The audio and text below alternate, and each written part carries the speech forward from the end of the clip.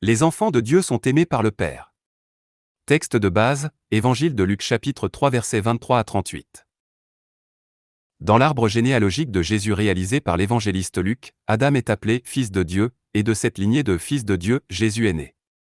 Beaucoup soutiennent que tout le monde est enfant de Dieu, mais cet argument perd de sa force quand on comprend que les enfants reçoivent la transmission des gènes de leurs parents, ce qui leur garantit des caractéristiques physiques et même émotionnelles, du tempérament et du plaisir, mais ils ne transmettent pas la spiritualité.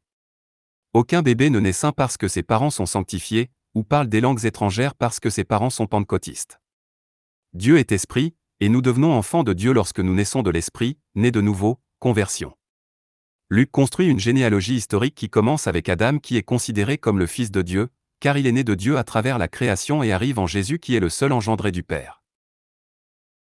Jean affirme que la possibilité de devenir enfant de Dieu est réelle lorsque nous croyons en Jésus. Par conséquent, si nous pouvons devenir enfants de Dieu, il s'ensuit que nous ne sommes pas naturellement enfants de Dieu.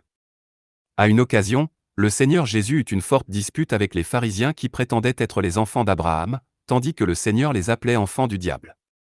Ils se sont tournés vers la lignée biologique tandis que Jésus s'est tourné vers la généalogie spirituelle, et identifié qu'ils n'avaient pas la foi qu'Abraham avait, donc ils ne pouvaient pas être les enfants d'Abraham.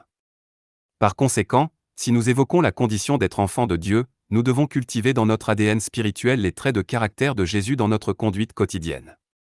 La réalité sociale pointe vers un monde de personnes égoïstes et immorales, où les valeurs et les principes de Dieu sont remplacés par d'autres qui ne sont pas convenables. Le climat qui imprègne ce monde est celui de la violence, de la malhonnêteté et de la corruption. L'avarice et l'attachement aux biens sont une caractéristique frappante du comportement social.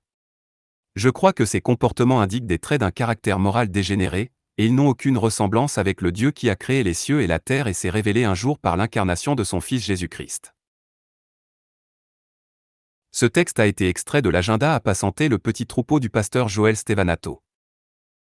Passez une journée bénie.